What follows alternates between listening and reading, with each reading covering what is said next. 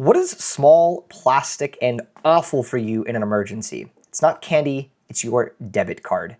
Debit cards are one of the worst financial tools that are available to you in the current market. They essentially function very similar to credit cards, but have none of the benefits and all of the downsides. When you go to a store and you swipe a debit card, what ends up happening is your money from your personal bank account is debited instantly. In theory, right, seems fine. If I hand someone cash, it's the same thing.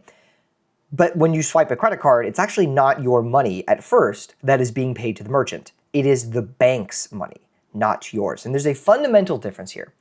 And the best way to think about it, one, is when you're walking around with a debit card, in one sense, you're walking around with however much checking balance you have associated with that card. Yes, of course, there are like limitations, but if you were walking around with a wad of $5,000 in cash, you would probably feel a little uneasy. And it kind of is, in a sense, similar with a debit card. Because if I go to a store with a debit card, and let's say someone found it and they committed fraud on my card, my money is locked up until the bank resolves the dispute. Now, in theory, right, the dispute will be resolved in your favor, but the funds are already pulled from your account. So let's say I only had a few $100s in my checking account, maybe a few thousand, that money was pulled, that money was taken aside, and then what happens is someone goes and uses it. Well, great. Now what happens is I have no money. I have no access to those funds. Even if I'm like, this is 100% fraud, this wasn't me, until that dispute is resolved, you don't have access to the funds. A credit card is entirely different because since it is not your money being pulled, the bank can't charge you anything for that fraudulent purchase until it is the case that that dispute has been resolved. And of course, if it's resolved in your favor, nothing's going to be charged. If it's resolved against you, then yes, you may be charged something, but that's only if it really wasn't fraud. And so what happens is it's an extremely dangerous tool to be carrying around with you because you just have no perks. Your money's gone. It's essentially tied to your account. That's why credit cards are such a much better tool because they have this layer of protection. And beyond just this general security aspect of it and the fact that debit cards are just not secure at all compared to credit cards for the consumer, there's just no additional benefits, right? Debit cards, because I believe it's the Dodd-Frank Act, they are capped on their interchange fees. So banks are not allowed to provide rewards, aren't really economically able to provide rewards to people using them. The exceptions are some small neobanks. Because of the way the law is written, if your bank holds a certain amount of assets, or below a certain amount of assets, you are allowed to charge a small interchange fee, which is why there are some rewards debit cards out there, but they are much less common than credit cards. And so this means really you have no perks. Credit cards, especially on the premium side, you'll have purchase protections, extended warranty, return protections, points earning, which obviously is a huge difference in the rebate, in that you're literally just wasting 1 to 3% of your money if you're not using a credit card. And so it's this big differential of you're just throwing money away and you have no protections. And what will happen, of course, there's inevitably going to be someone that says credit card fees are immoral.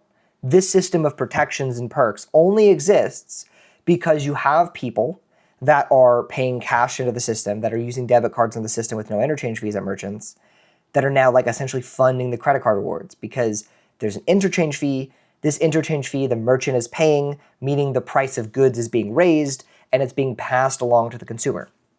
And there is an argument to that, but I think my counter argument is the very Dodd-Frank Act that reduced the debit card interchange fees. There's no evidence that because of that law, that the price of any goods were reduced. And this kind of tracks logically because many merchants, right, if they're selling an item for $2.99 and they want to have this nice pricing bucket, a 3% transaction fee makes it very weird to change that bucket. And they're not going to raise it to $3.05 or something because of the interchange fee. And I would also argue there's a certain, because of the protections associated with electronic payments, yes, this is also true on debit cards, but because of the fact that with credit cards, you can't have someone shortchanging you at the register, no one's stealing your cash, you can't be robbed as an in-person store. And you don't have to handle the cash. There's a certain operational cost savings that merchants are also benefiting from. And so the argument really I would make is that there's not a real piece of evidence that removing credit card interchange fees would in fact reduce the price of goods in really any major capacity, because what would really just happen is merchants would likely just be pocketing the difference.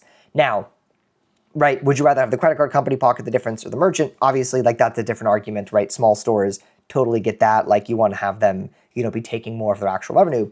But my main argument here is that credit cards are a much more powerful tool for so many people just because the fact that you have this extra layer of protection. And of course, there is like one very, very notable exception. You should never use a credit card for an ATM. That's just stupid because you'll be paying cash advance fees. You'll be paying fees to the credit card company like instantaneously. A lot of times there will be no interest grace period. You'll be paying that up front.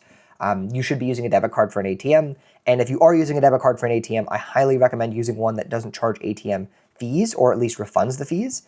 The one that I personally use that a lot of people recommend is the Charles Schwab debit card because that debit card refunds unlimited ATM fees globally anywhere at any ATM in the world. And that is really nice because now I can just go get cash and not have to pay any fee.